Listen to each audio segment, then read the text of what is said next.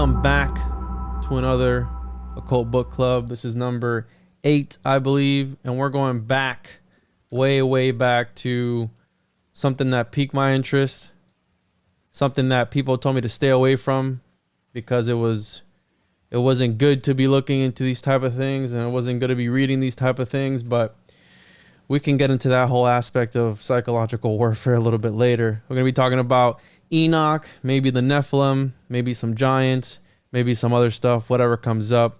But we're here. We have two very special guests. We have Esoteric Eddie. What's up, dude? What up? What up? Glad to be here. Thanks for having me. What's up to everybody? Awesome, Namaste. Dude. Can you plug your stuff real quick? Where can people find your books, your work, your YouTube channel? Absolutely. So you can find me on Instagram at Esoteric Eddie.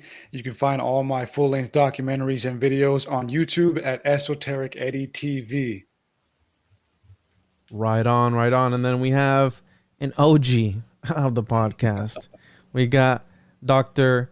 Lumpkin with us today. He goes back to episode 18, over 2 years ago now. That was a different Juan, but we're in 2022 now, 2.5 years later. What's up, Dr. Joseph? How you doing today? Nice to meet y'all. Good to be here. Thanks for inviting me back. For sure. Where can people find your work? You have numerous publications. I have the Encyclopedia of Lost and Rejected Scriptures that you have. Very fascinating reading. It's literally got almost all the texts in it, right? I mean, these are it. These are the texts that they don't want you to know about. Yeah, they're the ones that were left out, and you can find those just by really typing in my name on Amazon.com, or you can go to fifthtestatepub.com, FIFTH, spell it out, estatepub.com, and you'll see links there. And also, you have a link there to get the videos and actually linked back to one-on-one. Right on. It always goes back to the Juan, bro, the one, the monad. So I appreciate you coming on. I wanted to talk about, again, back to my roots. Maybe not a cult, right? Because the Book of Enoch, everybody talks about it, but I want to dig a little bit deeper. And I want to be a little, not abrasive today, but I want to ask some hard questions. And I don't want to come at it from any sort of point of view. I want to be as non-biased as possible. So I'm not here to offend anybody. I'm not going to be asking like rude questions, but I'm going to be asking hard questions that maybe people are afraid to ask. And I was going to come on originally with the guys, and I said, I wish I knew somebody who's translated these. Oh, wait, I do know somebody who's translated these works. So that's why I hit you up. It was kind of last minute, and I was like, hopefully you can come on, because we have a professional who's been in the trenches, who's looked at the scannings and translated all these things. So I'm really happy to have you here, because we can really ask you the questions that maybe a lot of other people wouldn't be able to answer. And I don't know if I'll be able to answer them or not. You know, I'm getting old, and this translation was quite a few years ago. So we'll do our best. We'll hang in there, and we'll see what happens. We'll probably get into the weeds just a little bit, because when you start asking some of these questions, it's going to lead back to canon, going to lead back to a lot of things that people need to know about. And we take a lot of these things for granted. You know, we think the Bible just appeared somehow. No. And your Bible and their Bible, the world's Bibles, are not the same. So one of the things that I've been thinking about as of lately, to set the mood a little bit on this podcast as we dive into it, and I'll post everybody's links in the description, is the idea. Now hear me out, because this is going to sound kind of crazy, but the idea, we know that the word grimoire comes from grammar, right? It originates. Everything goes back to language. It goes back to scripture. It goes back to literature. The oldest literature that we have is the Epic of Gilgamesh, according to the mainstream. If you want to believe that or not, I believe that there's probably older pieces that we don't know about, that were burned, that were destroyed. That's a whole rabbit hole. But the idea that these texts have literally shaped reality for a lot of people, the idea that these texts are at the center of a lot of these major religions, and that these major religions are dictated by what these texts say, and some people follow them blindly, and they literally, some people work their entire lives around these books, around these scriptures that were, I mean, look at the King James Version. I've done a deep dive on King James. Shady character. It's not pretty. No, it's not.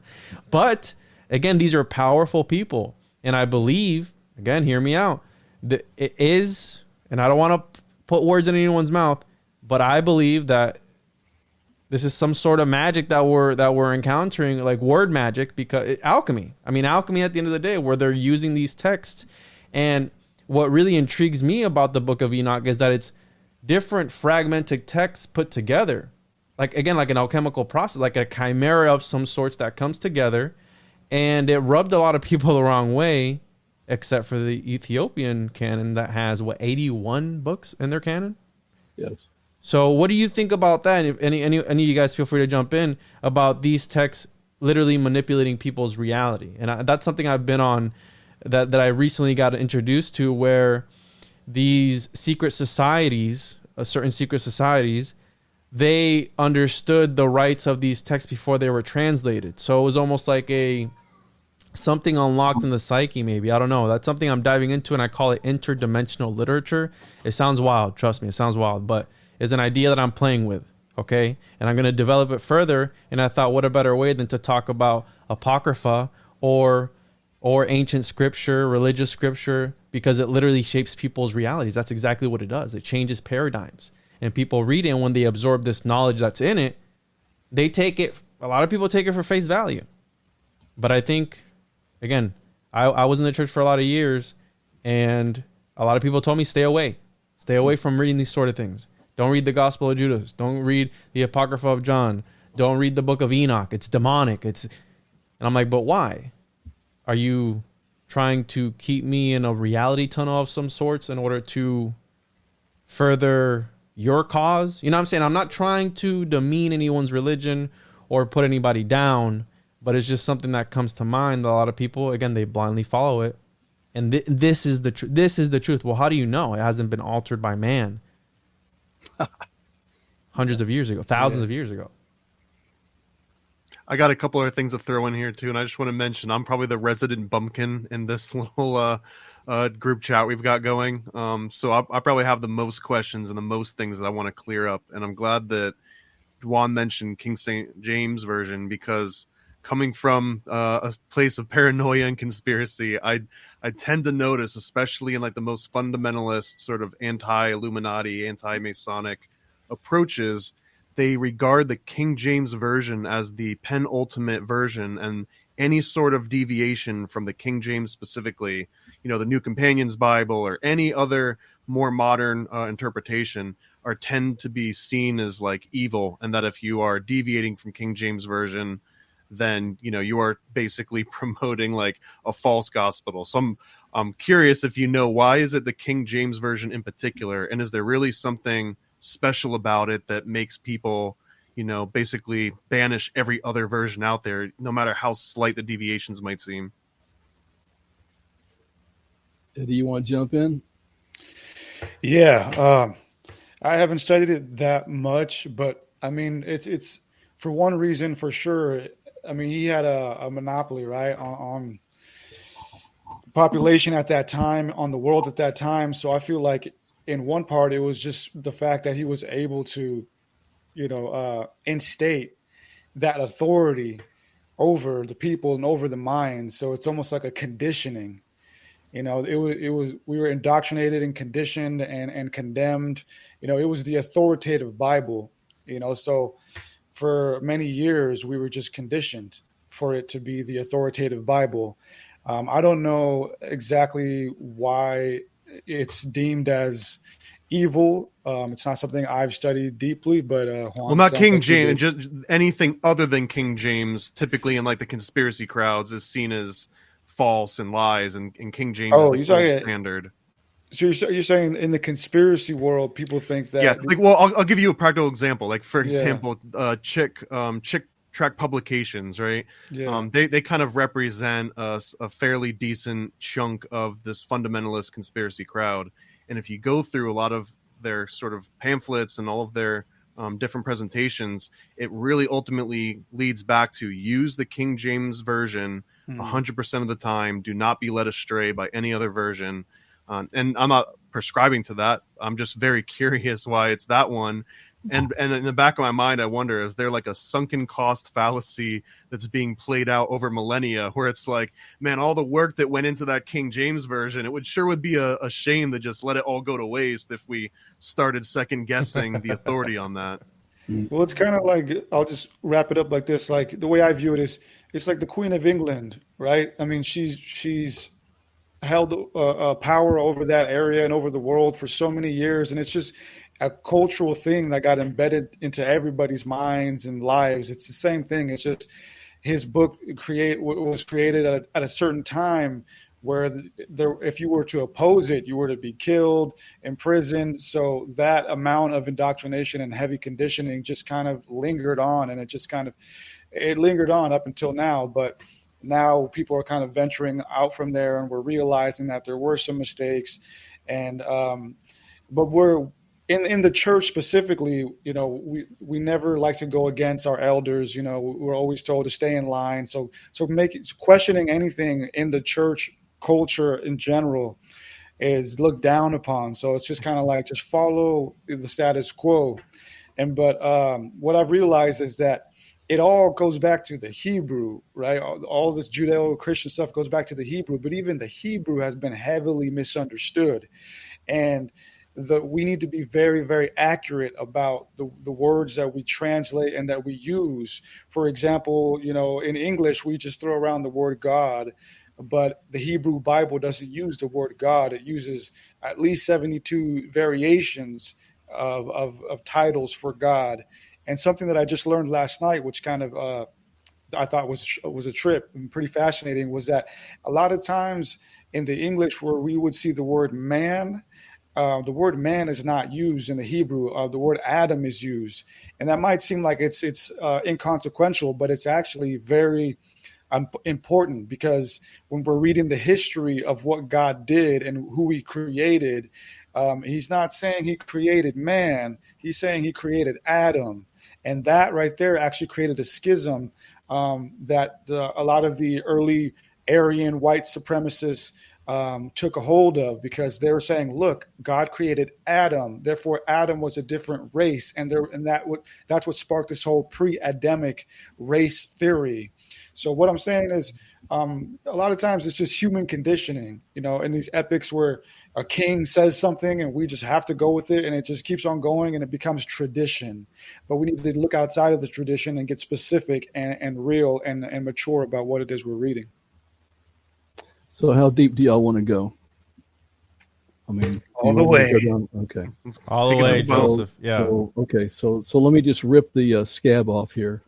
I canceled a meeting of the Masonic Lodge that I am in and part of the Knights Templar that I belong to be here. So I'm speaking from the inside out when I tell you that we don't venerate the King James.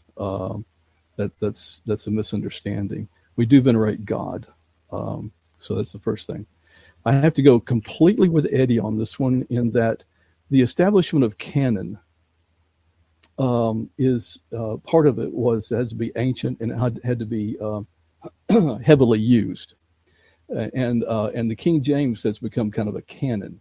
Here's the problem. We have 5,000 different codices with 500,000 different variations. Within those 500,000 variations, there may be some minor things, but there's some frigging major ones too.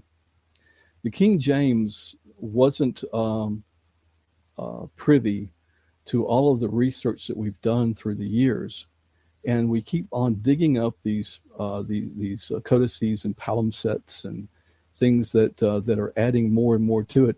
And the farther back we go, the more insane it gets. Let me give you a couple of examples. There's a particular word, and I can't call it right now, but just bear with me on this. It has an Omicron in it, and so there's a theta that, or I'm sorry, it has an Omicron. It looks like a theta. So it's got a line in the middle of it. It changes the word completely, but it's front and back. Codices are usually front and back on skin, on leather. They translated this thing over the years until someone said, "Wait a minute, this is a bleed through," and they turned it over and they did a little bit of UV light on it, and they saw that and mistranslating this one word forever and ever, and it was just a bleed through from the other side of the page. And that's just one example. So we've got all of these things that have been added to it.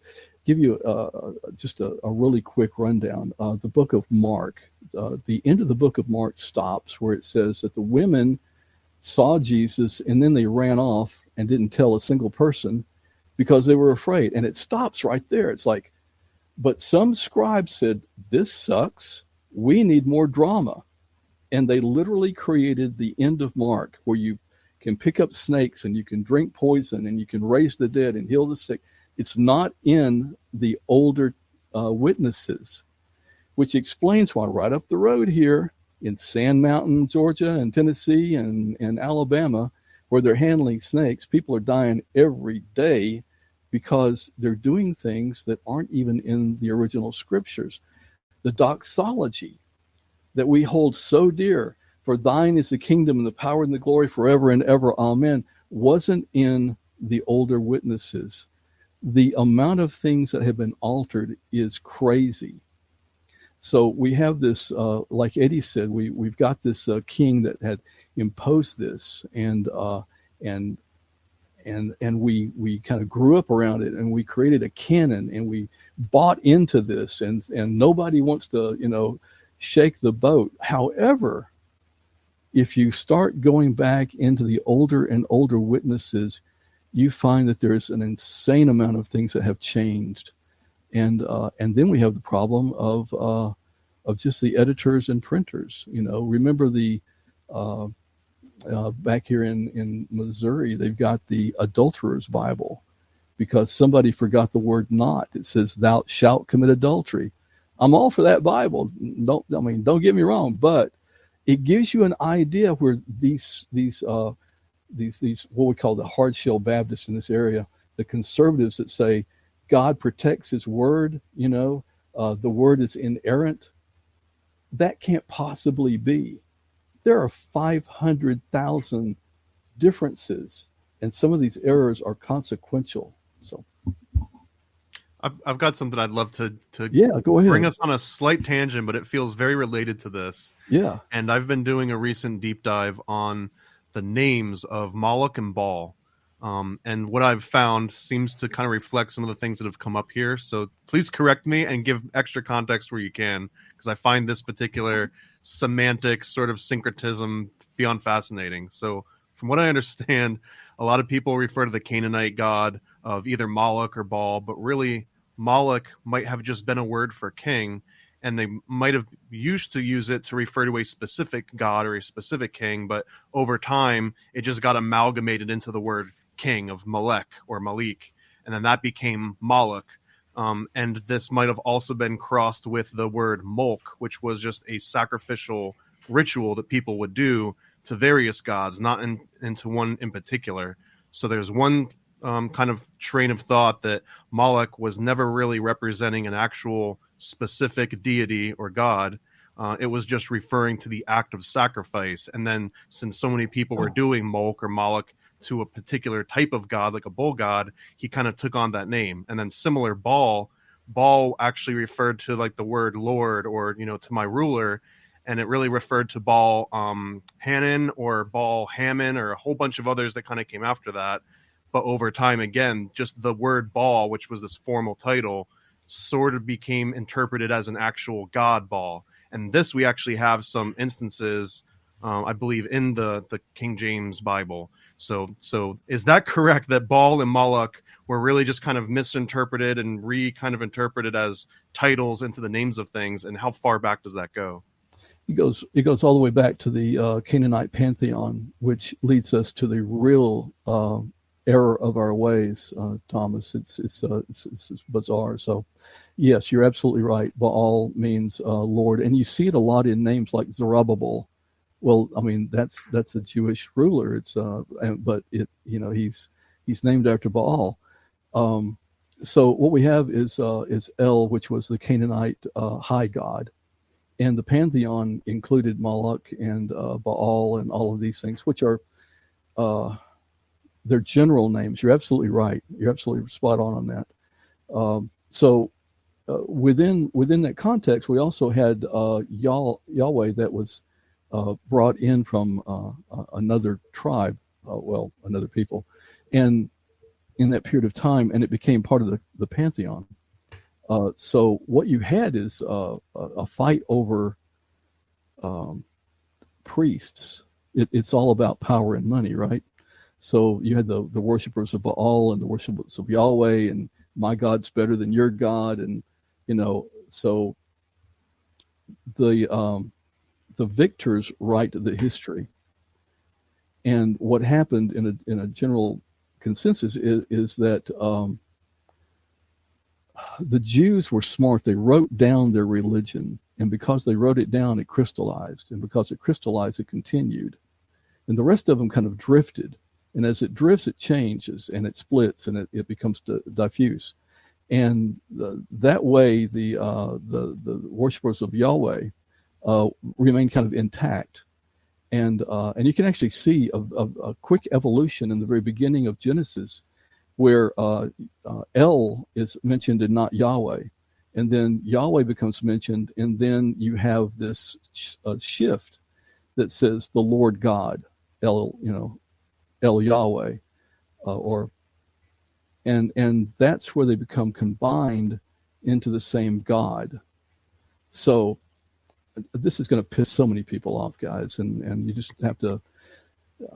They can call me, okay? They don't need to bother you, but here we're going to put your phone number in the lower thirds right now. Go ahead and put that up there, Juan. Right?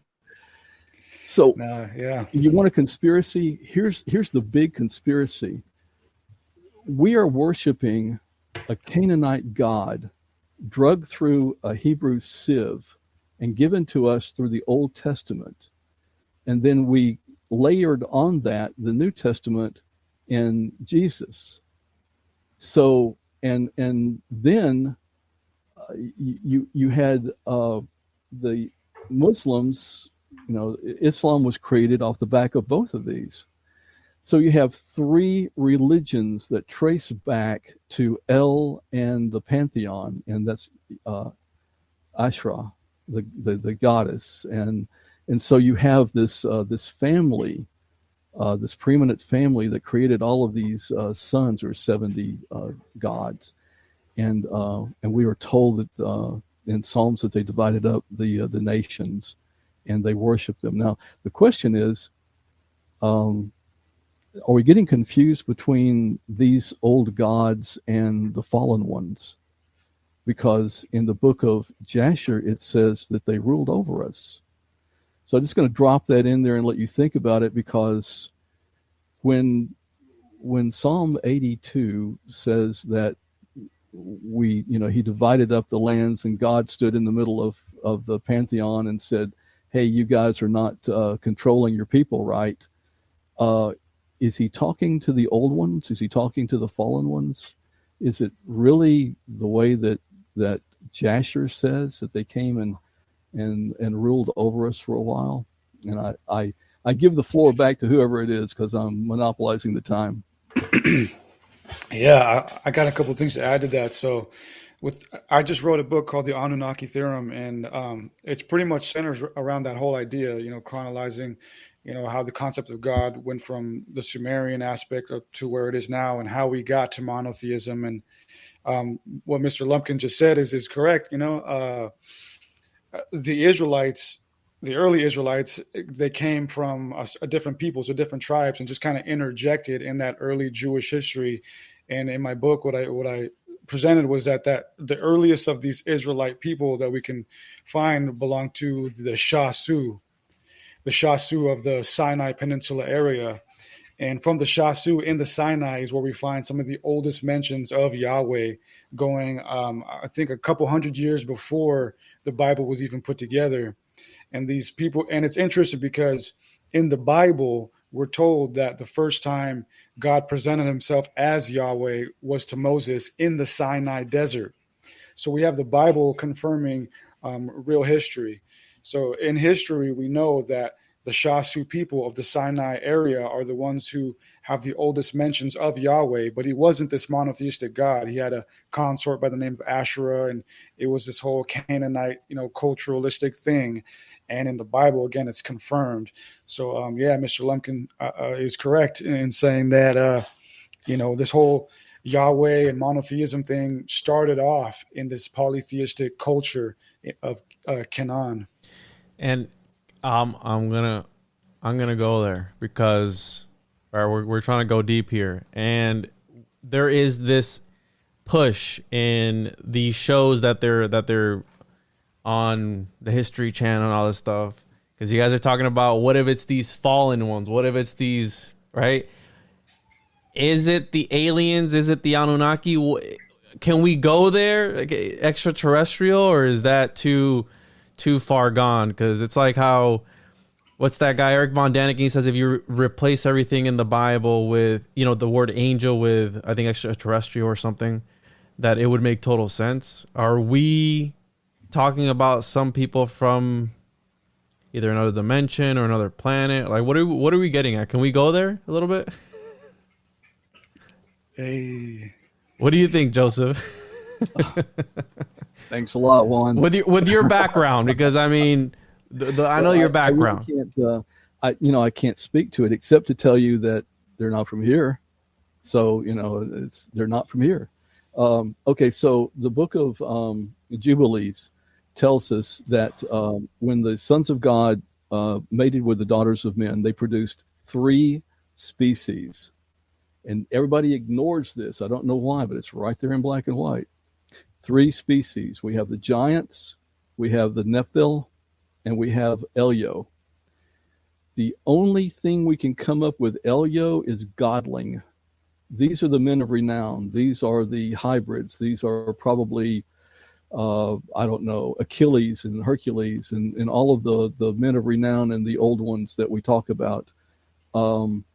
So first we have the fallen ones. There's 200 of them, and we know that they ruled over us, and we know that they were here, and we know that they did not come from here because they were sent by El to do some reconnaissance. They were watchers. They weren't supposed to get involved. We know from the book of Jasher that they were doing gene splicing. We know that Jasher tells us that what really pissed El off was the fact that they screwed up the experiment. They started combining species. It wasn't supposed to be done. So it looks to me like, to be honest, we were an experiment possibly. So they spun us up. They were watching us.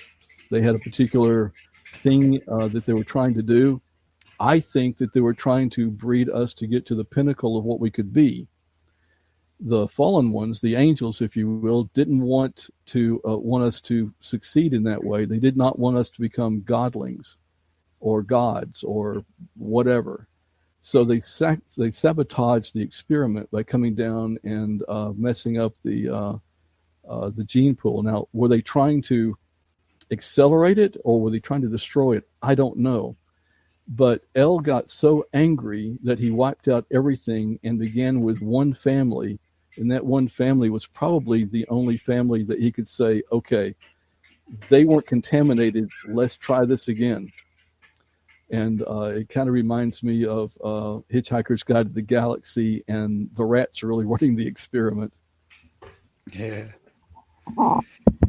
Yeah, from the background. So I know you and I have talked about this before. So you've said before that you think that they are still here. I mean, is that correct? Because We've talked about it a few times, but I like to think about, because I talk about the reptilian overlords a lot, and people always hit me up and they're like, "Hey, do you mean they're actual lizard people that they shapeshift?" And I go, not so much. I talk about it from a metaphorical point of view, where you're saying there is this battle of light and darkness, of energy, because energy cannot be created nor destroyed. It can only be transformed. And we know that by sending in that flood in your book, The Origins of Evil, it's pretty much that these spirits that are lingering from those times are the ones that are angry at mankind. So they're behind the scenes messing with everybody. Yeah, well, we're told that the fallen ones, when they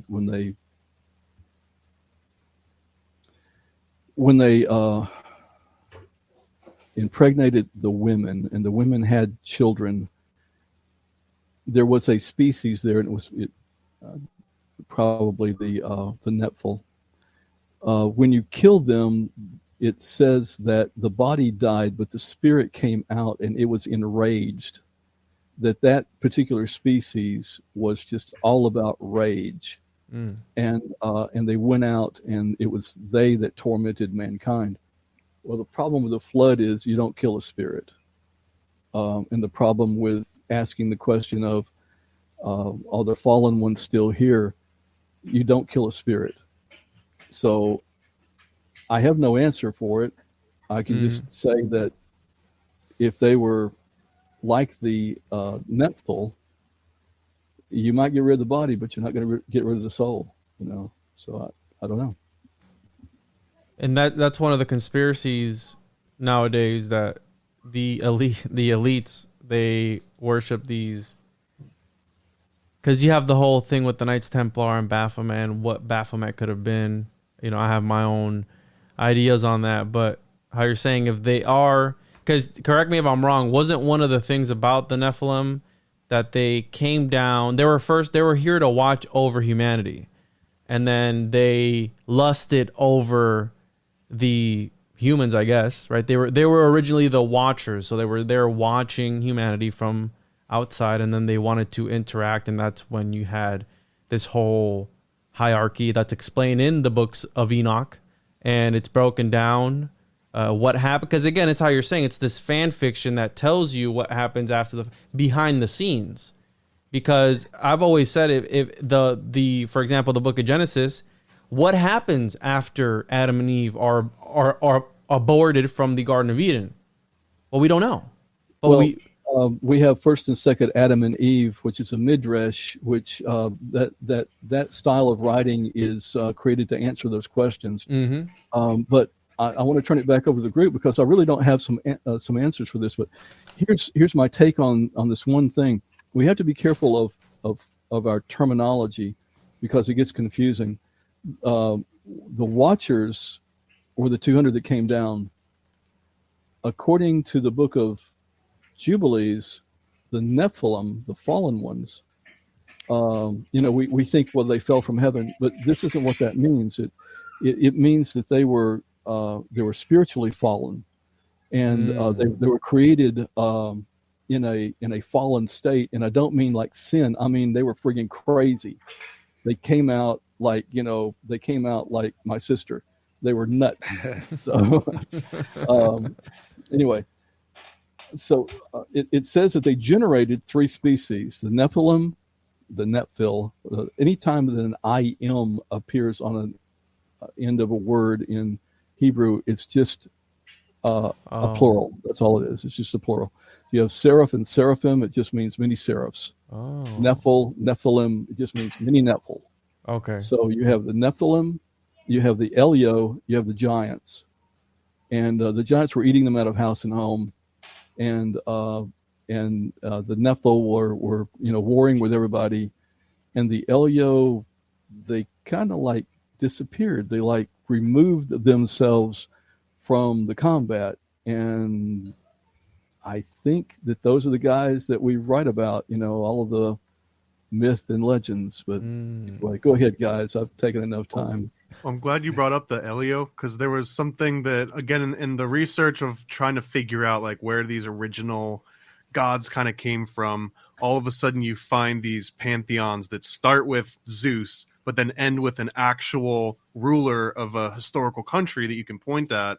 And then you can see that if you zoom out and look at these genealogy and these family trees, it'll be like, perhaps I'm going to say actual person with the connotation that like maybe it's an actual person, but it'll be like actual person, God, actual person, God, actual person. So they sort of have intermingled historical record of people that we assume actually ruled certain countries and certain cultures, but then we say like their brother was Athena or their dad was Zeus, and it becomes very hard. So where I want to get to with this is that this isn't an Enoch, and I'm going to cheat by bringing up Revelations, which I know is like its own thing. No problem. But in Revelations, for example, there's lots of flowery talk about like the 7-headed dragon and yada yada. Well, there's interpretations that the 7 heads represented these 7 hills geographically, and that the dragon represented Rome, so that if you read it and you remove the dragons and the devils and all of like the flowery language, it's talking about this encoded geographic region. So the point that I'm getting to is that there's clearly some symbolism that is purely allegorical or metaphorical, and it's kind of codified. But then when we talk about like these Elio and these gods and giants, is there like a certain a certain milestone within all of the biblical texts that you're aware of where it's like, okay, it's pretty much all metaphors until here, and then it might be talking about actual historical people? Or is it just so intermingled that there's not like a specific place you can point to? Is it all bullshit is what you want to get at? Well, yeah. That's probably one of the best questions I've ever been asked, because it just digs so deep. So in the book of Giants, which I believe belonged in the book of Enoch at one time, in the middle of that thing, you have giant. We'll call him Elio for right now. But you have person, Gilgamesh. What the hell? Wait, a Sumerian god pops up in the middle of all of this crap, and you go, well, wait, how many other people are legendary or existent or whatever? So here's my answer to your question. They're interspersed because, check this out. I come from the 70s, right, where everything was pretty new agey. I mean, there were more covens in Indianapolis at the time I was there than there was in England. My friends were in the ashrams. They belonged to the Divine Light of Guru Maharaji. It goes back that far. So we were all into reincarnation. And when you would do a past life reading, nobody shoveled crap. Nobody was a stable boy. Everybody was related to Cleopatra, right? Or no one was holding the bedpan. Exactly. So that's what's happening, is that everybody wants to belong to somebody that's greater than them. So it's interspersed because nobody wants to shovel crap. Everybody wants to be, I was Napoleon in my past life. Well, he was a little crap and he died. But nobody wants to, take care of the horses. So the Book of Numbers is a little bit of people trying to boo themselves up and what their genealogy is. Man, if you go back to even Jesus's genealogy, we have 2 separate genealogies. If you read it, because you should never read the scriptures one after the other. Matthew, Mark, Luke, and John should be read side by side. And when you do it that way, you're going to find out that there's a lot of inconsistencies, and some of them cannot be, they can't be reconciled. One of those is the genealogy of Jesus. You can say, well, this was on Mary's side and that was on Joseph's side. Doesn't even work that way. It just doesn't work at all. So it's exactly what you're saying. It's like everybody wants to trace their lineage back to someone great, and occasionally they'll throw in a name that you go, well, that doesn't fit. Yeah. I think a lot of what we're dealing with here is human error and human exaggeration, and the Bible, whether the Old Testament or the New Testament, is I would say fantasy that uses history as its background, as apart from the other way around. And what we're also looking at is a timeline of our current human history. I say current human history because you have the Atlantean hypothesis, but our current human history goes back about 7,000 years in total, if that, right? The 2 that we have now, and then the possible 5 or so from the beginning of the Sumerians and pre-Sumerians. But the Bible is just a small perspective on that. And there's a lot of truth in it historically, but a lot of it is biased from a specific Judaic standpoint. And to answer that question, that Paranoid American asked, is it all bullshit? Is there truth in it? It's both. There's exaggeration and there's history and there's truth in it. Because again, all these religious scriptures are fantasy or philosophy, spiritual philosophy that use history as its background. And if we take this into account, right, if we understand that for basically the entirety of our human existence, from the pre-Sumerians up until now, almost that entire timeline, as a human race, we worshipped these gods. Almost the entirety of our human existence, we worshipped these gods. It wasn't until the past couple thousand years that we really started to fortify ourselves into monotheism. And even then, we're still worshiping a lot of these gods by different names or different symbols. And the Bible tells us that. The Bible says in Joshua, it says, this is what the Lord, the God of Israel, says. Long ago, your ancestors, including Terah, the father of Abraham, and Nahor, lived beyond the Euphrates rivers and worshipped other gods.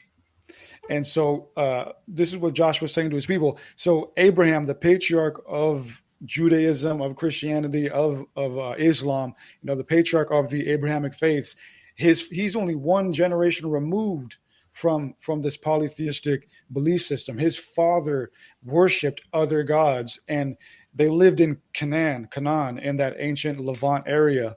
And so who are these other gods? Well, if you look at human history, these other gods were none other than the Anunnaki, or these Elohim. And that's not a fanatical thing to say, because when we listen to our ancestors, the Sumerians, the Akkadians, the Babylonians, the Assyrians, all of those major kingdoms that lived around Abraham, the gods that they worship were the Anunnaki, were the Elohim.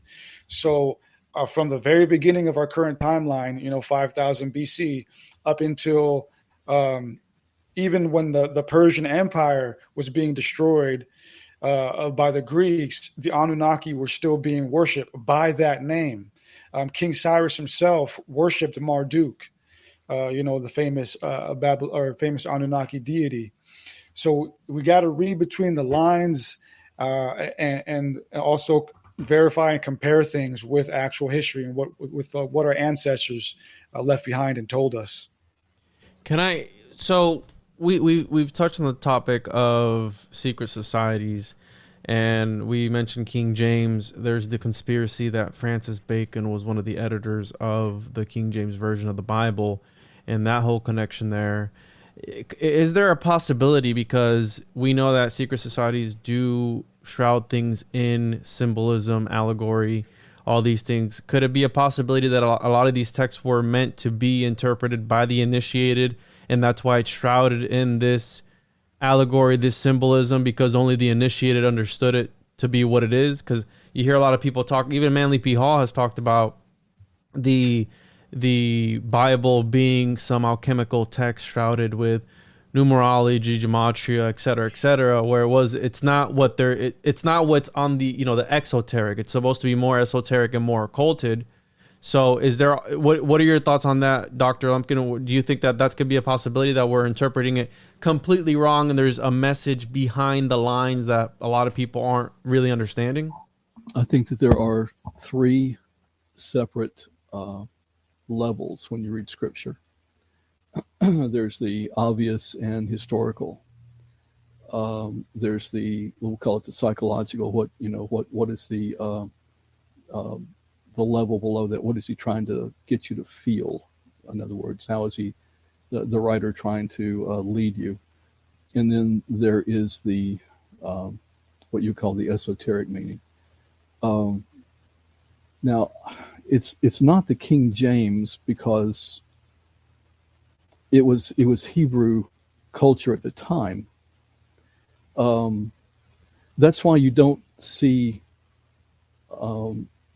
even when they had vowel points, because at the very first of it they didn't have vowel points. But even when they didn't, you will never see God written in a vowel. You won't. It's like, because in the weaving of my spell I have you, because I know your true name, right? So you don't want to even suggest that you have power over God or you have understanding of him. So you write this Yahweh, it has no vowels. We don't have an idea what it really sounds like. When you see the even today they will write G-D. Yeah, I've seen that. Okay, so here's, I don't know why I'm doing this. I think it's because I'm about to retire and I don't give a damn. But over the years, I've written under several names, and one of these names is Ann Burton. If you see Ann Burton and it's an occult book, it's probably mine. So you mentioned numerology. This is my numerology book. It's Numerology, a Book of Insights by Ann Burton, which is actually me. There are several of them out there of different ilk and kindred when it comes to the occult. I had the great pleasure of, when I was 16, running into a master who taught me numerology. And so I just passed along what he had taught me in that book before I got too old and forgot. So in numerology, the vowels are the soul, the very heart of the being. And that's why you will never see God in Hebrew written down with a vowel. Wow. So I said bombs are being dropped on this podcast, right? Yeah, the first time I've actually admitted that, but there you go. You can crucify me later. We're going to censor your entire box for this entire episode, Doctor, and I'm just going to put a blob of and I'm going to disguise your voice and everything. So okay. It's all right. All right. So, because literally that's why it's called spelling, because you're casting spells. And this idea that you touched on it at the beginning, where they're using these. I don't know if it was you. Somebody said that when they're writing it down, they're crystallizing. They are. Yeah, that is a doctrine. It's why we have our religion today. It's because the Hebrews were wise enough or smart enough to write it down, and you follow the same pattern. You indoctrinate, as Eddie said. You indoctrinate, and so it's passed down to the generations. If you don't do that, then you end up with something like Heaven's Gate, where the people just kind of, they make it up as they go, and eventually they're going to make it up wrong. Like Scientology, then? Exactly. Well, Scientology is a different thing. The book is actually written down because he actually sat down and said, "I bet you can't create a religion. Bet you I can." And he wrote the book. And so that's the spell right there. You write the book. That's part of the entire ritual, and then the rest is imprinting that into the psyche somehow of the people and them forming it again.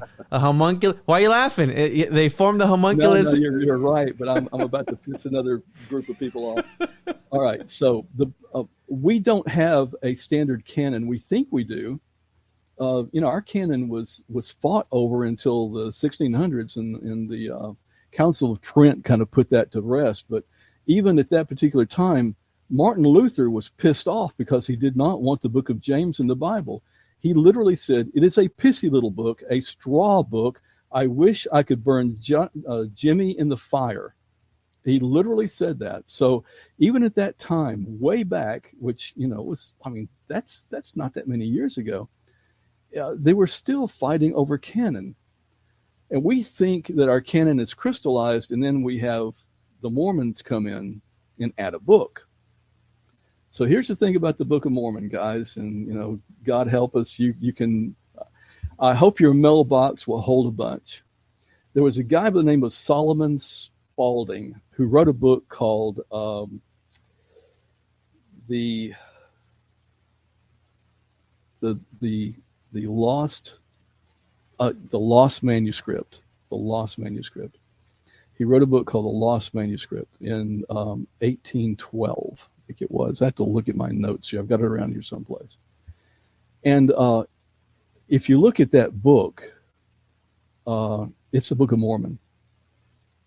So Joseph Smith stole this book, and he got a hold of it, and he basically converted that manuscript into the Book of Mormon. And then he published the Book of Mormon and founded a new religion, all based off basically like yesterday's Scientology. It was just a work of fiction. And now we have hundreds of thousands of people that buy off on this manuscript, and we want to make fun of them because it's just so ridiculous, because every other sentence is, and it came to pass. And they literally called Mr. Spalding, Mr. It Came to Pass. If you take that term out of the Book of Mormon, you probably have about 50 pages. I mean, it's every other, it's just so damn boring. And that's what I do for a living. I read this stuff and I think, oh my God, just shoot me. So, but that's where it came from. And we make fun of that, and rightfully so. But I guarantee you that somebody somewhere in some planet that comes down here is going to go, they believed what? Mm-hmm. And they're going to hold up a King James. Because when you track it back, we're no different. This whole thing came from a Canaanite myth. And we are killing each other because we have the audacity, the hubris to think that we know what God is and God wants. It was all friggin' made up to begin with. I don't know who I was on a podcast with. Yeah, I was. Didn't the guy from the Book of Mormons bury his brother up, exhume his brother's body or something like that? Am I correct on that? Somebody told me that. I don't know. I don't know. Maybe Eddie does. I have no idea. I don't. What do you know anything about that, Eddie? Oh, you're muted, bro, I think. Oh, no, I haven't heard that one, man. But I do know he was a crazy guy. Like, he was like a magician and all kinds of weird stuff. Scrying and everything, right? To talk to. Oh, yeah. Because if we, okay, so I mentioned something like this to somebody where at the end of the day, it's all some sort of project. And I'm trying to tread carefully, not to, I mean, maybe we've already pissed people off, but who cares? I know I have. Go ahead. But the idea that it is all, bullshit, and that it's all it's an evolution, it's an amalgam as we go. I was talking to Paranoid American earlier about this book where he said there's this author writing about gods, and he talks about a certain god that we know turning into this. It comes from a death cult of a god, and what Paranoid American told me was that the mono myths that we have, these single gods that come forth from all these legends, are all the gods that there were before and not at the same time. So it's like you have to associate that one god with a whole bunch of other gods before him, but at the same time he's not, right? It's like an amalgam. And then you have the adversary, which is Satan or Lucifer. And Esoteric Eddie did a whole thing about that. His book's fascinating on that because it breaks down the whole idea of Lucifer, of Satan, the adversary. So there's an evolution, and I know you and I did an episode on this, Dr. Lumpkin, where we talked about the evolution of religion, of where we are. We're in 2022 right now. In 2200, are we still going to be talking about a... I hope not. No, we went through, Eddie mentioned this, that we went through this kind of the jump evolution where, we came out of this polytheism into monotheism. But there's a section of time called the axial age where we went from an external religion into an internal religion. And within just a short period of time, we evolved. It's almost like a gene was switched on. And we went from trying to bloodlet and please all these gods into let's look inside and see what's wrong with us. Buddha, Zoroaster, Jesus, Confucius. They were all in this time frame, and so all of a sudden we became, what I would consider to be spiritual human beings. And I think I mentioned to you once before that if you take the wars in the world, a lot of times what they break down to is the people that are still in the pre-axial age versus the people in the post-axial age. That's what you've got in the Islam versus the rest of the world kind of concept. They're wanting to kill everybody that's not, following Islam because of this one verse called the verse of the sword. And I'm not saying that all Muslims are bad. I'm just saying that the terrorists focus on this one verse, and the way that Islam is set up is that the last thing the prophet said stands until he speaks again. Well, he's dead, and so nobody's going to speak anymore. So the verse of the sword was one of the last things he uttered. So we are stuck at 700 A.D. in that kind of a bloodletting, rage mindset, and so I'm praying for a second axial age where we look back and go, yes, there is a creator. Yes, there is a God. Yes, there is something higher than me, and I am in him and he is in me, and we're all the same, and let's stop this crap. And you said it right there, Joseph. You said unlocked a gene or something, and it touches on what I mentioned at the beginning, which is a ludicrous idea, but from everything you've said, where you take these myths or legends, or how you've said before on one of my other episodes, one man's myth is another man's religion. Well, what if by taking all these things and putting these languages together and putting an alchemical combination of certain texts together, do you believe that maybe that is exactly what's happening? It's having some shift in people's realities, because that's you're talking about some people who are following the last words of some dude from the year 700, who are they're walking around today and, how you said, quite literally killing themselves and killing others because of these words that they believe, that they were led to believe from the very beginning, that they were, from when they were born and raised, were the last words of some prophet or a Messiah, whoever it is. Yeah, and he in turn, as Eddie was pointing out, followed a concept of the Abrahamic religion that came from a Canaanite religion that we don't know where else that came from, but that guy was a thunder bull god, and it's when you break it down like that,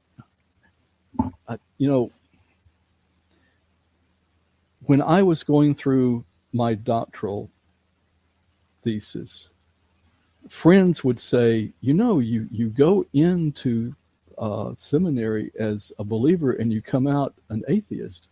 Well, I'm not an atheist. I think that atheism is actually the height of hubris. You have to be God to say there is no God. Mm-hmm. You have to look everywhere all the time at one time to know that he doesn't exist.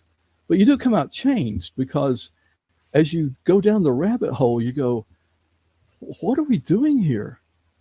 I don't know how to explain the frustration when you get down to a level where you know that half of what you're reading has been altered. And there is truth in it. But look, guys, doctrine is like glass. You can see the truth through it, but you can't touch it, because it has to be real to you. And you have to absorb it. You have to internalize it. You have to figure it out. And, that's the main thing that I think we're trying to do here, is to figure out how to internalize the esoteric truth behind the curtain. Mm-hmm. And I want to read here from Michael Hoffman, because you're saying we're intaking, and sometimes I think about this because I do a lot of reading, I do a lot of research, and I'm just driving myself crazy. And I read a piece yesterday where it says, many of the people stewed in morbid conspiracy theory suffer the effects of the mental contagion they imagine they are decoding. The process ends when the nervous system becomes too anesthetized and stupefied to experience further stimulation. Because we think we're on this journey of reading all these things, and I know Esoteric Eddie's talked about it before, where we carry all this esoteric knowledge and all this occult knowledge and flex on people like, oh, have great conversations, but what are you truly doing with it? Are you on a path of illumination? What are you doing with this knowledge? And I've always said, I believe that the true knowledge, because I know we haven't talked much about the Book of Enoch, but I don't care, because this is great. I really love I love where this is going, but I believe that the true esoteric knowledge, the true occulted knowledge, is what they presented to Enoch, where he becomes, how you're saying, that at the pinnacle of an atheist's life, he becomes God. Well, I think that the secret doctrines that they're holding back from us is this knowledge, where when they teach it to Enoch, he literally becomes what the lesser Yahweh, the I forgot how they put it in here. They put it like he's supposed to be a witness to humanity, right? Like the watcher of humanity. And I think when I think that's the true stuff. That's like the real meat and bone, the meat, not the bone. I think that's what they're trying to hold back from us and occult it from us. And that's why they put these narratives in order to take our reality and shift it another way. And some, you know what I'm saying? Like they take it with how Paranoid American was saying, they mix it in with just enough fiction and just enough reality. They throw in historical people, but they put in just enough reality. Well, if you understand the concept of fiction and of reality, you know that reality of fiction is limitless. And in reality, you're confined to the box, the cube of reality. So I think by mixing both of them, it's some sort of magical ritual to where it's like, we can contain you in this. We know that the universe is boundless and endless and infinite, but we're going to contain you in this cube, if you will, right? That's a very, very Gnostic thing to say, Juan. It truly is. Well, my meat and my whatever the saying is, my butter and potatoes. Who cares? Bread and butter. What about your meat? my bread and butter was the Gnostics when I first started. Like my whole thing of learning about all this stuff, the Gnostics, because that's where everything stems from, right? It came Pythagoras, then Plato, and then Plato paved the way. Were you trying to say you beat your meat to Gnosticism? I used to, bro. I used to. That's my Franken beans. Yeah, whatever. You know what I'm saying, dude. I'm in the zone right now, so I'm just trying to get these words out I'm tripping up on my words and stuff. But you understand, like, yeah, it's a Gnostic thing to say, but I don't know. I mean, I think the Gnostics were onto something, because usually, I don't know if you've noticed, the people who are onto something usually get killed, and those are usually the people that are martyred, right? And they're martyred for a reason, because they were going against the grain. They were going against whatever the establishment was saying not to, and those are the people you usually have to pay the most attention to, because usually there's some truth to that. They feel threatened by the things that you're saying. Why? Again, and pay attention to what's happening in the media today nowadays, not to get controversial, but when they As if we're not. I'm just saying it makes you wonder what's really going on, right? If you're striking certain nerves with certain people, that's all I'm gonna say. But I think that's whatever they taught Enoch that made him dissolve out of this reality into another dimension. I'm not saying that's what I want to learn, but I think that's what they're occulting from us. And if you really think about these stories of how they found all these texts, I mean, can we really believe that? Can we really believe that they were in some cave somewhere? I mean, can we buy that narrative? Is that even true? Like, look at the MK Ultra papers. The MK Ultra papers were found in what? A filing room? Oh, there's 7 boxes. Come on, really? You know what I'm saying? Like, because I think that they'll release the truth.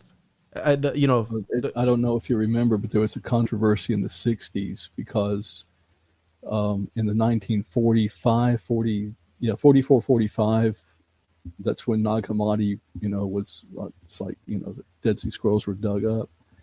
And then for what seemed like an eternity, nobody said anything. They would not release these papers. And scholars and my friends were just going nuts about it. What are they doing? Why is it taking so long? What are they hiding? And it got to a point that they had to reveal something because we were going, all right, guys, I don't care what's going on, but people are saying that you're hiding it because it's going to crush Christianity. Well, if we would have done what we needed to do with the papers, there would have been a difference. I'll just leave it like that. And I bring this guy up. Don't tease me by bringing this one up, man. This is a whole rabbit hole. I had to, because you're spitting the truth, Joseph. You're talking about how they sat on it. They sat on it, and you got John Marco Allegro, which I've read the book, and people know where it's going. But again, we're trying to decipher that's what I was telling the guys before we hopped on. I wanted to, again, make people a little bit uncomfortable, not by being abrasive or rude or grotesque. No, but I want to push the boundaries a little bit and peel back the layers of what does this mean? I mean, we have all these stories, we have all these myths, we have all these gods, we have all these words. What do they mean? What is at its core? What are they trying to either hide, or what are they trying to portray? And you have crazy ideas, again, like this scholar who he wrote this book. Crazy's a little charged.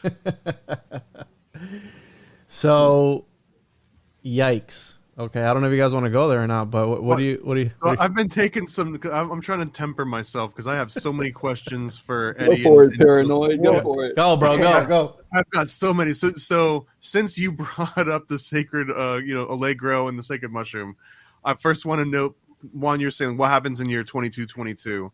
Well, based on my notes, which are very superficial, but the oldest we can date back bull worship is like 7,000 BC at Cattle Hayuk. I think I'm pronouncing that right.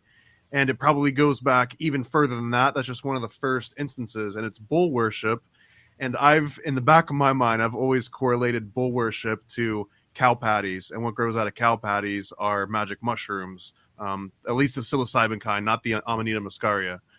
But there's so many different theories that Allegro came up with that perhaps every god that we know of, specifically if we're talking about fertility gods and anything related to the bull, that it could very well be talking about a mushroom, and that, Jesus was a mushroom and Santa's a mushroom and the Pope's everyone's a mushroom all the way down, homunculus theory almost, but attributing that to mushrooms. So that was one of the things is I'm curious is that since the oldest worship that we can think of tends to be this agricultural bull god, is there a link there to mushrooms, or is that just like a fun thought experiment that doesn't really have a lot of basis in historical research? That's out of my wheelhouse. What I can say is that God is whatever you need him to be at the time. So in an ancient society, we need fertility and we need combat, and we need children, and we need plants, and we need animals, and we need to kill. Eddie, you take it from here. I'm going to take a quick break. This thing on Reddit, I think, says Jesus is not a mushroom. The conflict between Christianity and sex. So it's got to be true if it's on the internet, right? But gotta be. Again, I'm not trying to discredit anybody or disrespect anyone, but again, these are questions that I have all the time where, dude, how you said it, Eddie, and I love the way you put it, where you're like, and even Michael Hoffman talks about it, where all these conspiracy theorists, all they do is repeat and regurgitate all these ideas. It's like, where do they come from? And what do they mean? What are you going to do with this knowledge? Are you going to, you know what I'm saying? Like, what do you? Yeah. Well, I'd like to just give me a moment here. I'm going to explain our human situation in short when it comes to religion and these fallen ones and the Anunnaki and stuff like that, right? And so in our current timeline, which again is like about 7,000 years, we spent most of that worshiping the Anunnaki, to put it simple, these polytheistic gods. So we came out of the Middle East at some point with the Sumerian civilization, which can be accredited as the first high civilization. Of course, there was human settlements and stuff like that going on before that, but let's just start with the Sumerians, right? The Sumerians were the first high civilization of our current timeline. And the Sumerians themselves were never a very unified kingdom. They were always warring with each other. There were city-states. It was always, this god of this city is attacking this god of this city. So they were always warring with each other. So from the very jump, we were a warring people worshiping multiple gods and using those gods as justification for these wars and all these different battles that we were having. And the Sumerians, because of that, were taken out. They were vulnerable because they weren't unified. So they were taken out by the Akkadians, and specifically by Sargon of Akkad, who was able to rally the people by the fact that he was semi-divine, but more so he was a one of the people. He wasn't like this lofty, I'm a god king. He was more like, I'm of the people. So the Sumerians fell to the Akkadians, and then eventually both the Sumerians and Akkadians fell to these outside barbarians known as the Gudians, who came and just ravished everybody. They were just like, we don't care about your Anunnaki. We're just here to kill and take what you got. So the Sumerians and Akkadians fell. And then eventually Babylon rose. So the Babylonian Empire arose, and then they were like the first new world order. And then the Assyrians came after them simultaneously. So you had the Sumerians, the Akkadians, the Babylonians, and the Assyrians, all these major empires going on in the Middle East. And of course, all the other stuff going on around the world. But through those major empires, the Anunnaki mythology was born. And so out of that mythology, later Judaism and the Judeo-Christian and Islam religions were born. But after, can you explain where the Minoans fit into that too? Yeah, so the Minoans were basically a branch off of the Hittites. Now the Hittites are generally regarded as like the ancestors of like the Minoan, the Cretes, I believe, the Cretes, and basically the Greeks. So the Minoans go back to the Hittites, and the Greeks go back to the Minoans. So that's how that branch kind of occurred. There's the Hittites, the Minoans, the Greeks. But I don't want to get too into this. I just wanted to briefly set this up for what we're getting at, which is this leaving all of this behind. So again, we started off in the Sumerian Empire.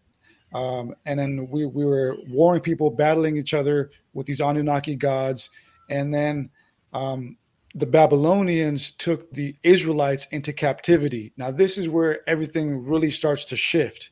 So when the Babylonians took the Israelites into captivity, this small group of people who were worshiping Yahweh, at that time, the Israelites were actually very loose and polytheistic as well, as the Bible tells us. But it was after the Babylonian exile that the Jewish priests realized, man, like we need to really like center ourselves, because the world is changing and we need to be a part of this change, and we need to take control. So as the old worlds of the Anunnaki was dying, the Jewish priests were putting together the Torah and fortifying their monotheistic religion. And they got lucky because the Babylonians were taken down by the Persians, and they got extra lucky because the Persians were tolerant of the Jewish people and allowed them to practice their religion. So the old world of the Anunnaki pretty much died with the fall of the Babylonian Empire, but was still on the fringes with the Persian Empire, because Cyrus himself worshipped Marduk, but most of them were Zoroastrians. But when the Persians were taken out by the Greeks, then that was really the end of the old world, the Anunnaki world. And then by the time the Greeks came into play, the Jewish priests were fortified. Monotheism was fortified. Judaism was fortified. It was strong. They knew what they were doing. They knew where they were going. And again, the Greeks and the Jews, they experienced a renaissance together. Although there were some battles or whatever, some tension, they experienced a renaissance together. And then the Romans came, and then there was some more renaissance and some more battles. But then it comes to Christianity, right? By the time Christianity came around, the Jewish empire was strong. The rabbihood was strong. The Anunnaki were dead and gone. And so when at the hub, at the center of the Common Era, the beginning of the Common Era, the Anunnaki were gone. Judaism was very strong. the Roman Empire was the strongest, but then you had this newcomer, Christianity, and its fringes like Gnosticism, and all of that was warring with each other. And then the paganism died out. So paganism died out, and then what we were left with after the dust settled was Judaism and Christianity. And then shortly after that, Islam came. So within those 5,000 years, within the first 5,000 years, it was pretty much the death of the Anunnaki world, and then the start of monotheism with Judaism, Christianity, and Islam. But none of those would exist without the Anunnaki world. So all three of those Abrahamic faiths are based on the Anunnaki world. And as Joseph was saying, we've been kind of exiting this whole religious indoctrination of worshiping and bowing down to gods, and have started to slowly shift into going inward and going back into natural spirituality. Because if you stop and look around, whatever created all of this created it to be self-sustaining. The food that you need in order to live grows out of the ground. The elements that you need in order to create shelter grow out of the ground. And we can exist together without governments. We can exist together in harmony without the matrix. So for the past basically 5,000 to 7,000 years now, we've been under this tight control of Anunnaki and monotheism, but we're starting to see the bullshit in all of that. And now we're starting to ask ourselves, where do we go from here? And just like Mr. Lumpkin, I really hope we aren't still asking ourselves this question even 100 years from now. So you're talking about the evolution of spirituality, to again, that path to illumination. And you see it in the book of Enoch, Juan. If you think about the evolution of Enoch, Enoch starts out as a man. Mm-hmm. He gets translated into heaven. He turns into Metatron, mm-hmm. and then he becomes the lesser Yahweh.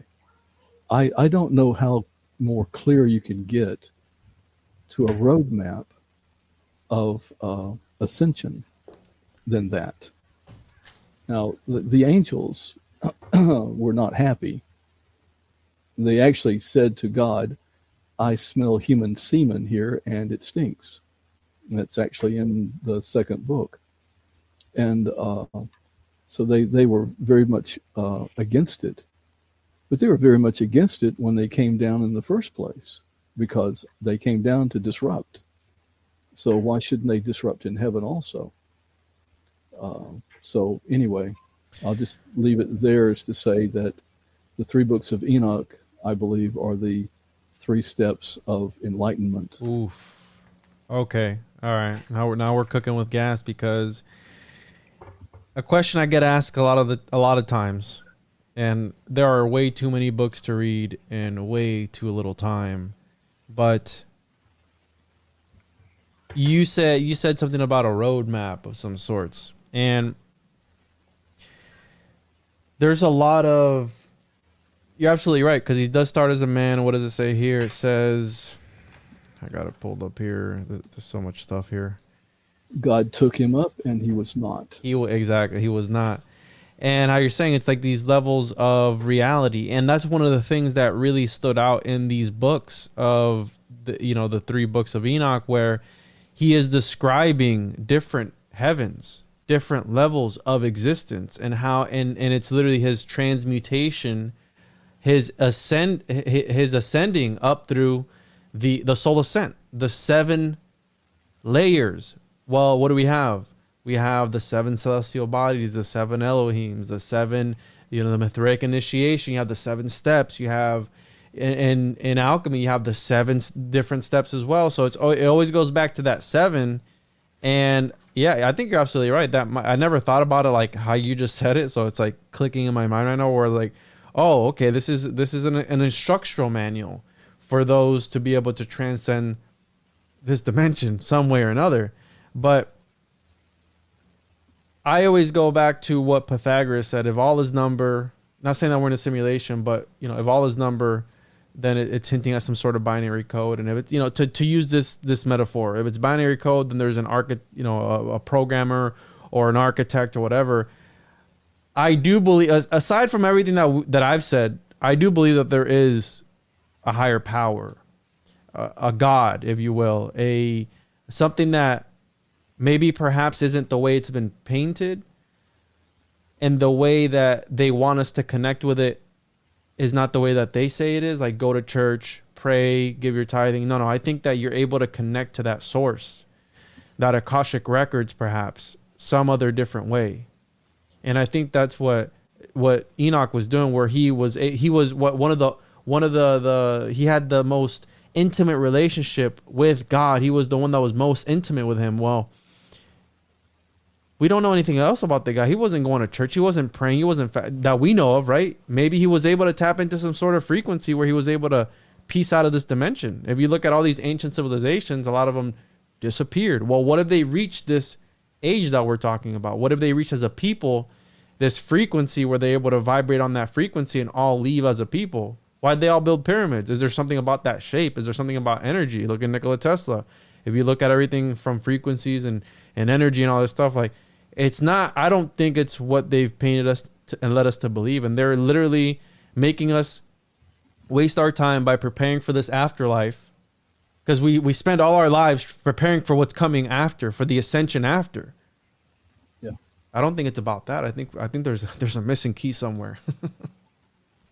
We're on Enoch too, so there's something that I've heard a few times, and I try to look into it, and a tangential question here for both of you, but I'm curious, is there any hope for anyone that doesn't speak Latin and Greek and can't read Hebrew all by themselves? Like, can I rely on just using the English language to help me make my decisions, or at a certain point do I have to then trust someone like you? Great question. Mr. Lumpkin, do I have to trust you that you've done the translation and, like Jesus take the wheel moment, right? Like, I'm not going to go and learn all these dead languages. I'm going to rely on not trust me. I don't even trust me. Everything in my head could be wrong. I always say that. I mean it. So to get from one language to the other, it just doesn't work. I mean, you get most of it, but you don't get all of it. Well, so Eddie touched on this to begin with. The word Adam means man. The word, that we use for man is Adam. And what it's all right. It goes deep. It does go deep. It goes way too deep to like, but. Well, I've got a question in the context of this too. Go ahead. Well, the question being, if there's no real hope for like a single person without learning all these languages, and even if you know the languages, jumping from one to the other means you're going to have to make some assumptions based on your own biases anyways in that process. So one of the things about the Book of Enoch that I've heard, which was interesting, is that it gets cited often as proof of flat Earth, or at least an inspiration of flat Earth theories. And it's because of a few passages which apparently are just mistranslations and kind of like overzealous translations. But one describes the disk of sun as opposed to a sphere. It mentions about the world being on pillars, or on heaven being on pillars. And it mentions like these four winds indicating four corners, thereby implying some kind of a flat surface. I know there's a lot of jumps in logic between those. There truly is translations and stuff. But well, have you heard of this? And is there any credit? Yeah, if you look at the sun, it looks like a disc. You can't see around it. It's just if you look at the moon, it looks like a disc because you can't see around it. You're dealing with a people who had no idea. They had not any idea of inertia or gravity or anything else, and so they're just kind of out. Look, this is kind of getting ahead of us a little bit, but you can't translate things scientifically. You have to translate things humanly. We've got the Bible all wrong because we take the letters from Paul. By the way, probably only about 6 of them are actually from Paul. The rest of them, we have no idea. And to be honest, Matthew, Mark, Luke, and John never says they're from Matthew, Mark, Luke, and John. We're pretty darn sure that they're not. And they never say they are, and they never mention the writer. But that's kind of getting off the subject. But what I'm getting at is you take these writings, and like for Paul, they're letters. And so we take them and we parse them out like Paul was some kind of a super duper scientist, and he says and where he means and, he says or where he means or. If I'm writing a letter to you and you know me, you're going to fill in the gaps where I goof. And Paul goofs a lot. And there's also stuff added, like, for example, there's an addition in Corinthians that says, I think it's Corinthians 14, that says, women should not speak in the church. They should keep quiet and ask their men when they get home. When in 11, he has said, girls, if you're going to prophesy in the church, make sure you're covering your head. So we're absolutely sure that 14 was added by some asshole, some scribe that didn't like women down the road that said, I'm going to put this in here. And, if you read it without it, it flows. If you read it with that 14, it's clunky. The rule in transliteration like that, well, in interpretation like that, I should say, is you take the translation that's the roughest and hardest, because a scribe is going to try to harmonize things. And what he was trying to harmonize is back in Timothy, which, by the way, was not written by Paul. And Timothy gives this idea of you've got to be this and this and this to become a deacon or a bishop, and here's where women stand. And so we've messed up the whole thing. Here's a language thing that'll kind of make things make sense, Thomas. When we are looking at the book of John, I think it's 1 John, he says, to the elected lady and her children. Well, we've been taught that the elected lady is the church and the children are the members. And that's because everything else in the King James and that kind of interpretation was anti-woman. It was they didn't want women to have power. When in actuality, her name is Electa, and she was over a church, and she was teaching these people who were her students. That's the proper translation. And when you walk into an Eastern Star Center and you look at their roster of the people that they represent, Electa is part of that. Those people have got it right. The Eastern Star women have it right. They understood the place that's women and their place in the church at the time. So I don't know if that gives you an idea as to what you're missing during the language translation and interpretation, but it's a lot. That was a fantastic question, Tom. I just want to say that because... Well, I've got one big heavy hitter, too. I'll go off, though. Because what you're saying, I think that the missing key here is also language. Language is a limiting factor, which I think that's done by design, because if you look at the original alphabet, only had, 17 or 19 letters, and they've added all these sigils or symbols or emblems, if you will, after the fact. Well, that mean essentially nothing. So, I'm looking at it from an occult perspective, from a magical perspective, whatever that means. But I believe in reality manipulation. Maybe not how they painted in Harry Potter, but in some sort of, I think that consciousness, I think that creates people's reality real time.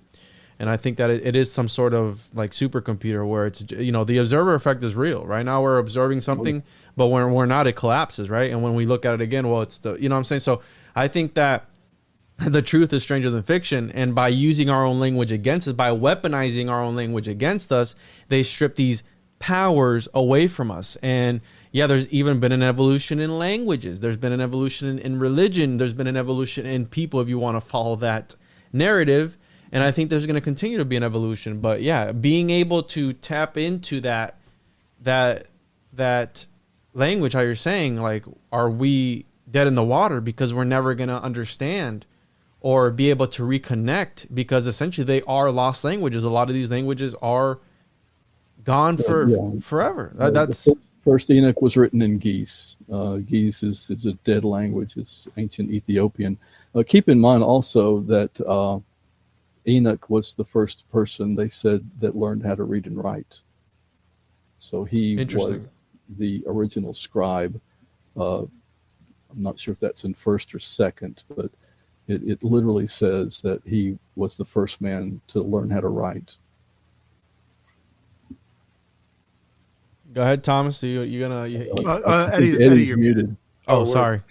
What were you saying? Speaking of like mistranslations and stuff like that, what I touched on in my Anunnaki Theorem book is actually has to do with the Book of Enoch and what is known as the emendation in 1 Peter. Have you heard of that, Joseph? I have not. Lead me into it, and I might be able to catch up with you.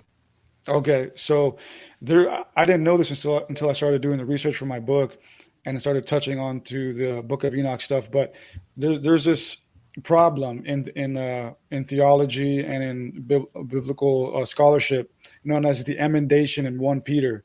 So in 1 Peter 3:18 through 20, there is this account of Christ dying and then going to a prison and preaching to some spirits.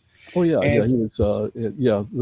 It says the spirits that were somewhat disobedient. Yeah, so 1 Peter 3:18 through 20 is known among like theology as one of the strangest passages, one of the most difficult passages to decipher, to the point where even Martin Luther spoke on it, and he said that this is a very strange text, and he has no idea what Peter is trying to say. Which one? Can you repeat that? 1 Peter 3:18 through 20. It's Christ's descent to hell. Yeah, and that's another thing about it. That's what Christians use as proof for his descent to hell. But in the original Greek, it doesn't say hell; it says prison. No. Yeah, he goes to a prison and preaches to the disobedient spirits of Noah's time. Now, going all the way back to even the 1700s, there were scholars who realized there was an emendation or a mistranslation of a word, and the word that is used in Greek that says, by which also he went and preached unto the spirits. That word, by which also, if you add one Greek, like I think om in that Greek word, then that by which also actually turns in by which Enoch also. So, for example, a scholar by the name of William Boyer back in 1772 realized this, and he was one of the first people to change that by which also into by which Enoch also. And that's pretty early for him to do that, because the English world didn't have the Book of Enoch until several years after he did that. Mm-hmm. And another scholar, J.R. Harris, who was a biblical scholar, wrote in 1891 in an essay titled A Further Note on the Use of Enoch in 1 Peter. I quote here, "These imprisoned spirits are the angels who sinned with mortal women, for whose offense and its punishment the Book of Enoch is our prime authority. The very language used in Enoch for their place of punishment, this place is the prison of angels, is in close correspondence with the Petrine expression."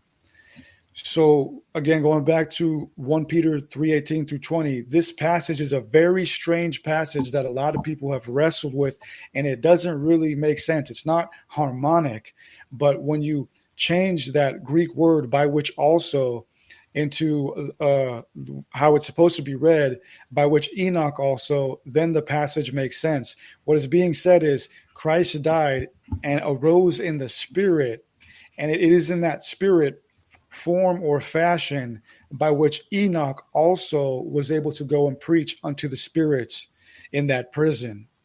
So Peter, or whoever wrote it, was saying that Christ was able to rise in the spirit in the same way that Enoch was able to rise in the spirit. And that emendation might have been deliberately left out or deliberately changed, or again, it could have been a human error, because apparently the Greek word by which Enoch also are very close and could have been mistaken. I wanna jump in here because what you're saying that you're blowing my wig back right now, as I would say, and it's here in Joseph's encyclopedia. To those Christians, a person who may sit in heaven and who judges and who is called by the same name taken by God must be Yeshua or Jesus. So what you're saying is like they're substituting Enoch, or are they changing it and trying to say that it could have also been Enoch, or that, again, I'm asking a question. Are they interpreting that Enoch and Jesus were the same, or that they both had like some adept power where they were both able to tap into and go with God? Like, what's going on here, Eddie? Because that's what I'm picking up from what you're saying, bro. Well, basically, they just took Enoch out of the context and tried to make it all about Jesus. And that was a part of a bigger agenda. The church in general tried to get Enoch out of the picture. And Enoch is all over the New Testament. So I think it was just one little part of a bigger agenda, which was just to scrub Enoch out of the New Testament. They didn't do it entirely, but it's obvious that Enoch was a huge influence on the apostles and Jesus and a lot of the other writers. So again, why do they try to scrub him out? Because for one, he talks about the fallen angels being corporeal, physical beings, which the church didn't like. And two, he was this lesser Yahweh. So they wanted to scrub that out because, again, as I tried to portray or present earlier, our human plight in this 7,000 years that we've been around has revolved around religion and the priests and the institutions that indoctrinate us around those religions. So the name of the game is just get them to fill the chairs and not ask questions.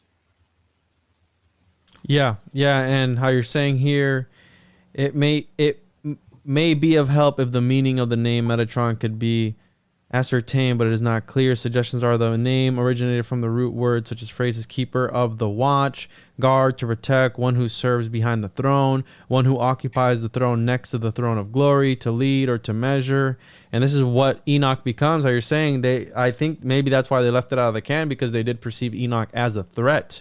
But the funny part is that they cite it in the canon. They cite a non-canonical text in the canon. So it's like, wait, what are you trying to do? And at the end of it, his purpose in heaven was to be a witness against mankind. And that's what I was looking for. He is also called the Prince of the Presence of God. So, yeah, very interesting take on that, because, again, that could ruffle some feathers, but I think that's what we're here for. And I don't know if Joseph has something, because I got some other stuff that I want to pull up to ruffle some more feathers too. No, I'm just looking at it, and I'll certainly do some more study. I don't know if y'all are familiar with this book or not, and I show it backwards, so I hope that it's okay with you. Novum anyway. Testamentum Grace. Yeah. So this is the Greek English New Testament, but it's a Nestle's Allen or Alon book. So these guys, they go through most of the fragments and differences that we have. And so what they'll do is they'll compare, and you'll have all of these, like here's a good one. So all of this is scripture, but all of these are the differences in these scriptures. Does that make sense? So you look here, and it's going to give you references here, and it'll say this witness, which a witness is a codex. This witness will say this witness says that, and you get all these comparisons, so that when you look at it, you go, wow, there's a lot of differences in the scriptures. That's interesting. I've heard of something like that. As a computer developer, a computer programmer, it reminds me of what you call a diff, where you take two different files of source code, and there's a function that specific intent is to show you here's the difference between the two. Yeah. So it's almost like it's a diff generator for that's exactly scripture. right. It's the difference. That's right. Yeah. So I've got one more deep one, and everything else will be light ones. But man. So Joseph, you've dropped a few Masonic references, overtly, not like subtly, but you mentioned Eastern Star. You mentioned that you had to skip a Knights Templar meeting to get here. Thank you so much. Appreciate that. No problem. So I've got an analogy here that I've been developing just in my own head. I haven't even mentioned this to Juan yet, but I feel like it is so appropriate to the conversation. Specifically, we're talking about canon, and that there's really not an agreed upon one. It really just took this massive authority, and like Eddie was mentioning, it was just like might makes right in a way that enough people pushed it for enough time, and the consequences were severe enough about going against it that it became this de facto standard, despite not actually being an agreed upon standard.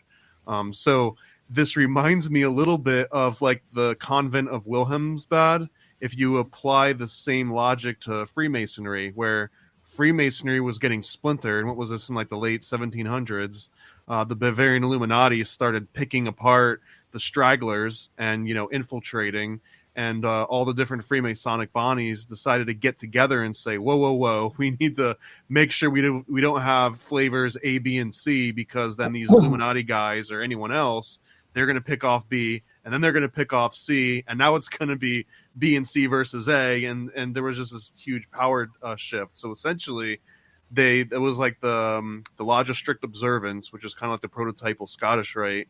They all get together and they decide, all right, we're getting rid of the King's or the Knights Templar degrees. We're going to keep the names because the names are nice and fancy and everyone loves them. But we're going to kind of get rid of the degree rituals themselves, and we're going to get rid of a whole bunch of the other degrees and kind of consolidate everything into, I'm not going to call it a canon, but it was like this highly disputed but might makes right standardization of Freemasonry in general, just so that it couldn't become splintered, so someone else could come along and sort of take over it. And I can't not draw these same correlations to like the Council of Trent and the King James Bible.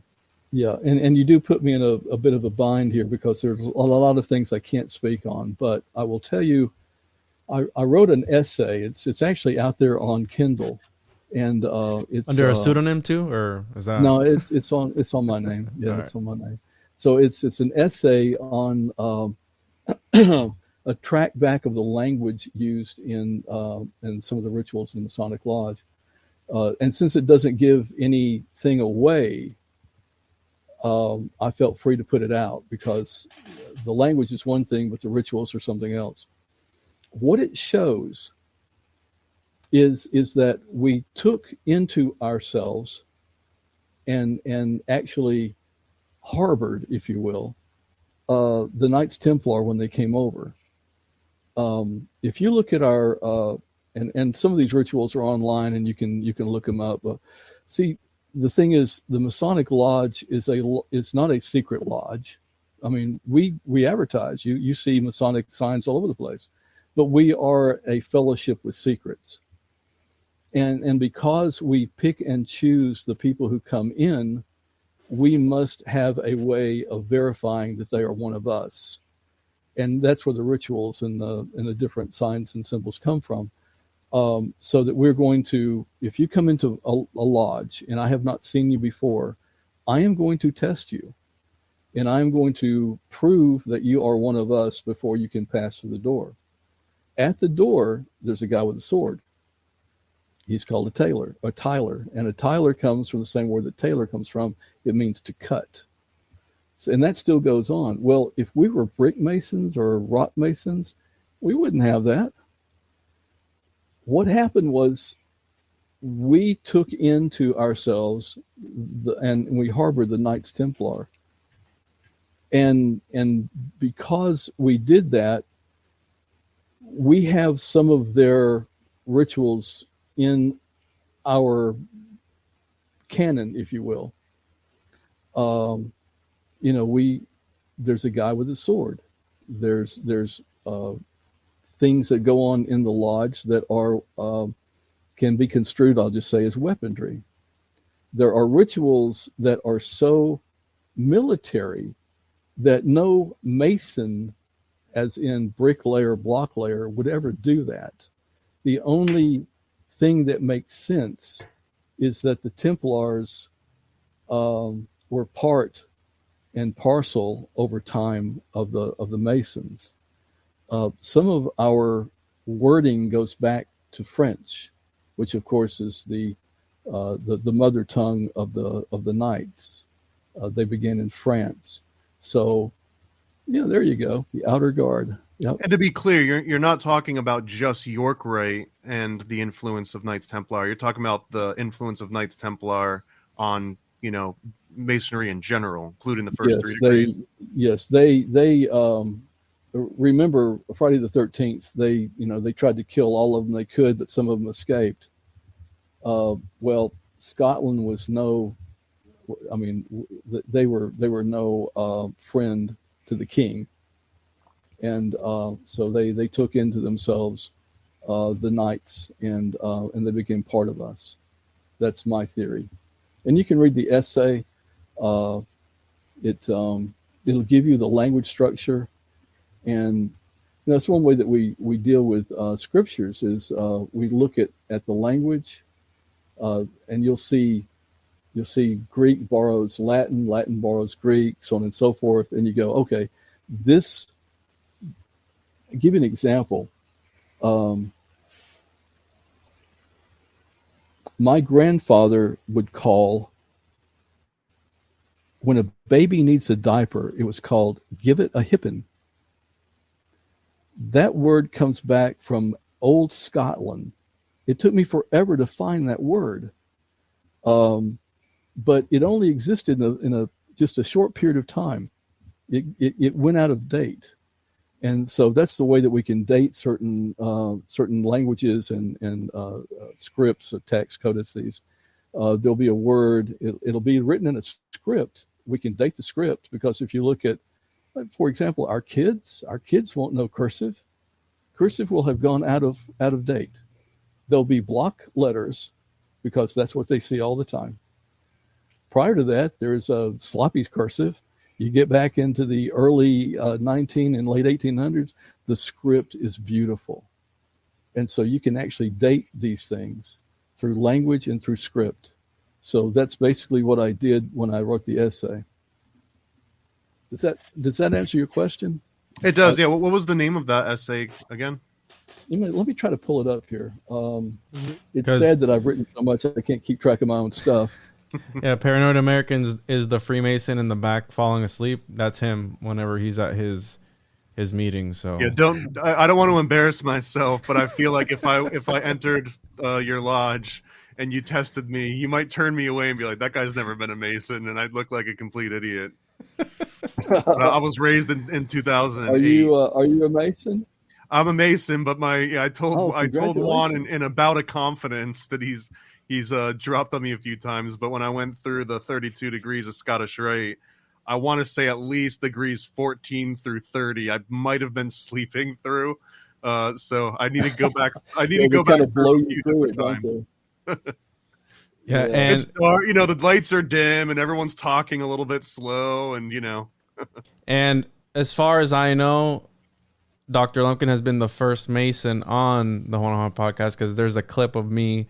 There's a clip of Thomas telling me he's a Freemason on air because I had just met him and I didn't know. We got like this funny little thing, but yeah, the original Freemason was Dr. Lumpkin to ever be. I didn't know at the time, right? Because this is like over 2 years ago. Yeah. I feel like a conspiracy podcast out yourself. Short essay. Oh, you broke up. Oh. There you go. You broke up there, Doctor. Can you repeat it again? Yeah, let me get rid of some of these. This will help. Okay. We have a way of sending. There it is, a comment. No, you go under private chat and you can send the link on there, and the guys can check it out. And I have a hopefully a softball question for Eddie too and Joseph, especially Eddie. You were starting to break down like certain basic phrases and noticed how just adding a letter or just changing like a slight, what seems like a minor word can change the entire meaning. and have dramatic consequences, you know, as that game of telephone kind of like reverberates through history. So there's one that I've always loved and I've kept near and dear, and I almost don't want you to demystify it because I have a feeling you're going to be like, nah, it's all BS. But one of the cool things, and I think it was like a Michael Sarion, I might be misattributing it, but he's talking about the opening line of Genesis. And then this one always blows my mind. And he mentions how the opening line actually describes the formula for how God creates all of our reality. And it goes something like, in the beginning was the word. Well, in is defining space. There is inside and there's outside. So just by declaring the word in, you've defined spatial awareness. Then you've got the beginning. Now you've just created the concept of time, because beginning can't end without an end. And then it says, was the word. So you've got, you know, I'm creating space, then I'm creating time, and now with the word, I'm creating, which you kind of mentioned was like this original vibration or the original symbol or something like that, original magical incantation. So is there any like meat to that being the specific order that the word in comes first, and that could be defining space, and then you know, the beginning being related to time? Or is that just like the English version that you have to read that way? I think there's some spiritual truth to it for sure. Like a lot of the ancient texts, like the Rig Veda, for example, the oldest of the Vedas, talks about there being this void and then the first consciousness self-creating itself. You know, a lot of these ancient scriptures, when they talk about the beginning, it's all the same. And the Genesis beginning, actually, I think came from the Enuma Elish. I think it was kind of going off of the Enuma Elish, which was the Sumerian creation story. And in the Sumerian creation story, it says, when in the beginning, in the heights, there was no earth yet. So like, if you read the Enuma Elish, the Sumerian creation story, it's pretty obvious that the early Israelites were kind of copying or borrowing or expanding off of that. Because again, these early Israelites were from Canaan, you know, and their ancestors were the Sumerians. And the Enuma Elish was a very important text that was acted out during the Babylonian New Year festival. So they must have known about the Enuma Elish in the story that starts out as saying, when in the heights, there was no earth yet. I'm paraphrasing. That's pretty much it. So it goes back to the Genesis in the Torah, where it says, in the beginning, there was a void, the earth was without form. So I think what you're saying, spiritually speaking, I think there's truth to it for sure. But historically speaking, or religiously, I think the Torah was kind of expanding off of the Enuma Elish. But there's another weird theory kind of based on what you're saying that I've heard too. I forget where it fits in the beginning of Genesis, but it says like there's this whole idea of God telling man to replenish the earth. There, again, it kind of goes to this whole thing about being specific about the wording. Jordan Maxwell talks about this a lot. When God says go and multiply and fill the earth or whatever, some scholars read it and say that he is saying to replenish the earth. And some people think that in the beginning, God isn't creating the earth. He's actually reinstating man after a destruction that occurred.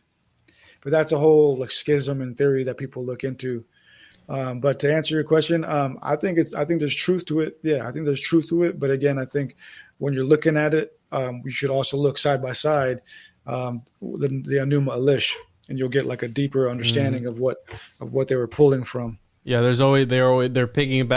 they're piggybacking off of the OGs, right? The originals, the ones before them. So as we are here nearing the very end, is there any concluding thoughts y'all want to throw in? This was a lot of fun. I know we didn't really touch on the Book of Enoch. There's just so much to talk about. And to be honest, I mean, this was fun. I had a lot of fun. We went a lot of places and talked about a lot of things. Do any of you have any concluding thoughts you want to throw in there to leave the listeners with? I know maybe we might have ruffled some feathers, maybe answered some questions along the way. Who knows?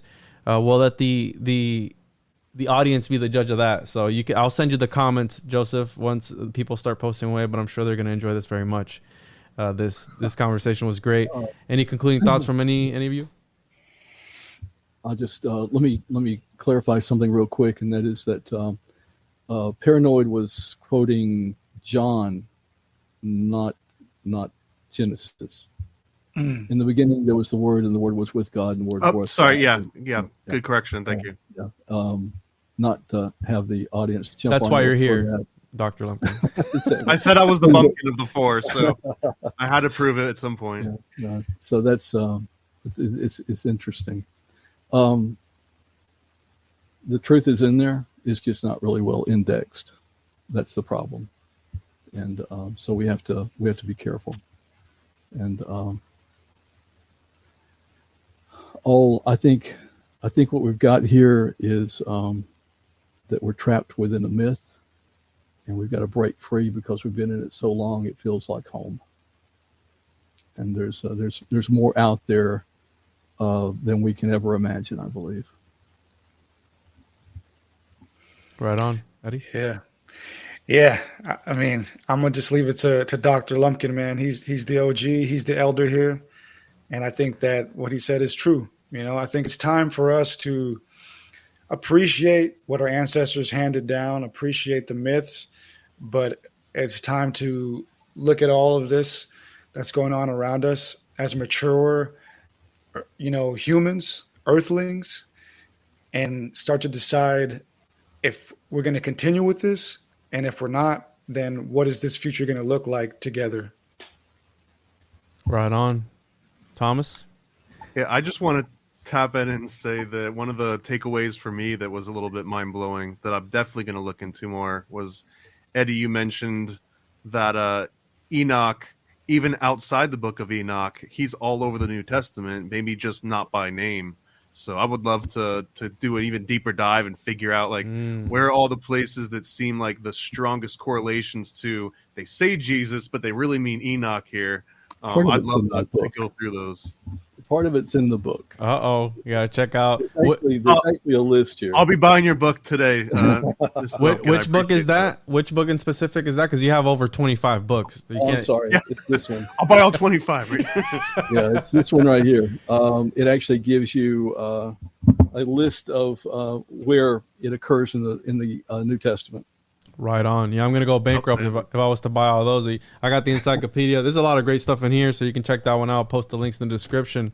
And absolutely, because also Enoch, how you wrote in here as well, could also be a title of some sorts, right? And that's also, might have not been an actual person, could have been a title, right? I mean, am I correct on saying that Enoch could have been a title given to somebody or a person or energy or something? Are you addressing me or Eddie?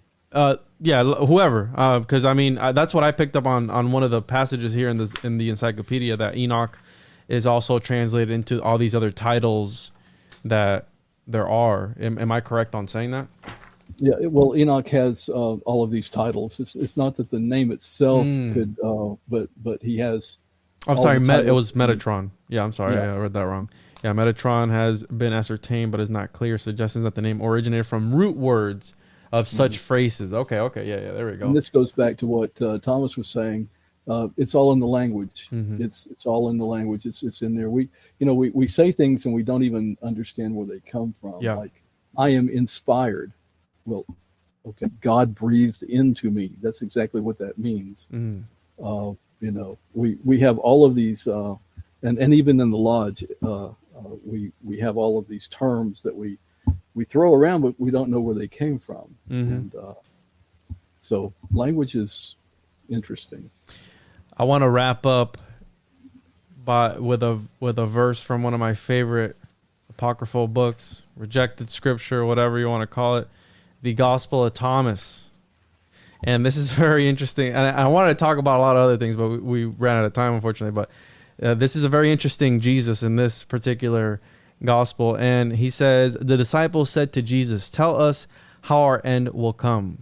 Jesus said, "Have you already discovered the beginning, origin, so that you inquire about the end? Where the beginning is, there the end will be. Blessed be he who will take his place in the beginning, for he will know the end, and he will not experience death." So that's one of my favorite verses. And that's one of the verses that made me go hard in the paint, and was one of the verses I read before the Juan podcast was born. And from there, it just spiraled all downhill or uphill or wherever it's going. I don't know. But here we are. And I want to thank you guys for coming on. This was a lot of fun. It was very insightful. And we should probably do it again in the near future, right? I mean, don't be strangers. Joseph, I love having you on. You are a wealth of knowledge, and you have a lot of over 25 books that you've written, and you've translated all this work. So there's not a shortage of things to talk about. And I think that we could have, maybe on the next one, we'll do another one and go deeper. And how Paranormal Michael was saying, maybe peel the layers back of who Enoch was truly, and if he's still around or something. I don't know. But this was a lot of fun, guys. Thank you so much. And I'll post y'all's links in the description. And hopefully we'll do this again very soon. Thank you for coming on. Thank you. Thank you Eddie, so much, it was guys. nice meeting you. Thomas, we meet on the square and live on the level, my friend. Travel light. Take it easy, guys. Thank you.